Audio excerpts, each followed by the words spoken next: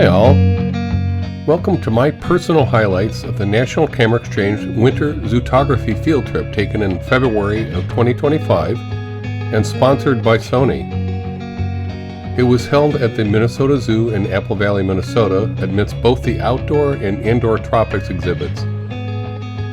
Now I want to say right now, before I show you too many images, that I consider myself a beginner at this. So I was a late starter at just a few years ago in an effort to document my lifetime sport of sailing and yacht racing. So please keep this in mind and bear with me if you are an expert. What you'll see here is what I was able to get from an excellent and smart camera without a lot of technical knowledge. But any tips that you have from what you see, I'd love to hear from you in the comments. While people could and did bring their own equipment, the great thing for me about this particular field trip was that it was a rare opportunity to try out some state-of-the-art cameras and long focal length lenses. So Caleb from Sony and the National Camera team gave us a lot of tips on camera settings and guidelines and on making good compositions for wildlife photography. With cameras around our necks and in our bags, off we went into the great blue yonder. The sun was out, but it was a bit hazy, and I would have to admit, a bit windy and cold. But after all, it was supposed to be a winter outing. Because it was still well before the spring solstice, the sun angle was still relatively low. Lots of long shadows to deal with when capturing the light from our four-legged movie stars.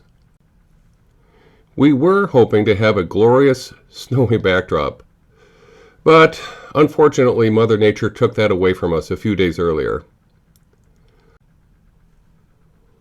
We also did a fair amount of shooting indoors at the zoo's giant tropical rainforest pavilion.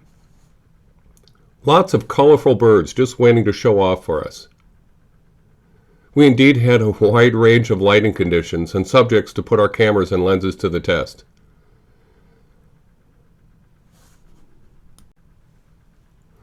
I used only one full-frame camera, but was able to try out several different lenses during different parts of the shoot as well. This was a great way to get a feel for each lens's ideal use cases. I tried a 400 to 600 millimeter zoom at f5.3 to 6.3 with both a 1.4 and 2.0 teleconverter for the outdoor exhibits, as well as a wider angle 70 to 200 millimeter f2.8 for the indoor tropical compositions. Well, unfortunately I didn't keep track of what lenses and settings I used for which shots here. Sorry about that. Now each lens has a different way it shoots in terms of aperture, the amount of light that is let into the lens, the shutter speed that should be used for that aperture. Now, fast animals require faster shutter speeds to prevent blurring, and the amount of magnification or zoom that is optimum for the composition. I did not touch my ISO setting, which I think was around 200. So these cameras also have an amazing amount of automation and specialized AI to detect animal movement and adjust focus without the shooter having to constantly adjust or be aware of all the optimum settings. I believe the quality of the images I got without really having to know too much about the settings of the camera was incredible. The camera gets 99% of the credit here. The only credit I can really acknowledge is just pointing the camera at the right subject. And I call these cameras computers that capture light, because that's really what they are.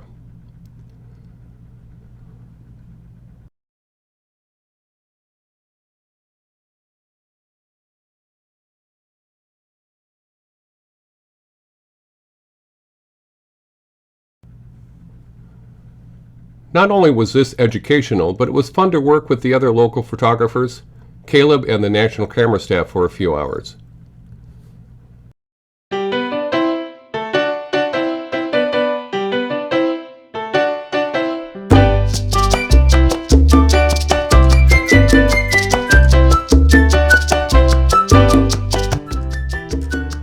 My own main focus for photography and videography is in the genre of boating and sailing in particular, and this involves a lot of GoPro point of view and drone footage. But there are still lots of similarities between that and wildlife photography that can add to my work.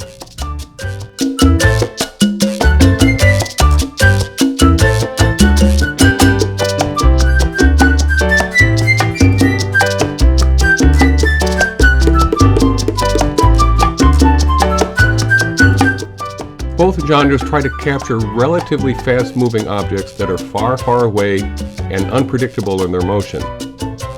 Think of birds and waves. The reach, or magnification, clarity, and stability are critical and take practice to achieve in both. I believe that the right and adequately intelligent equipment along with good advice and practice gets you where you want to go.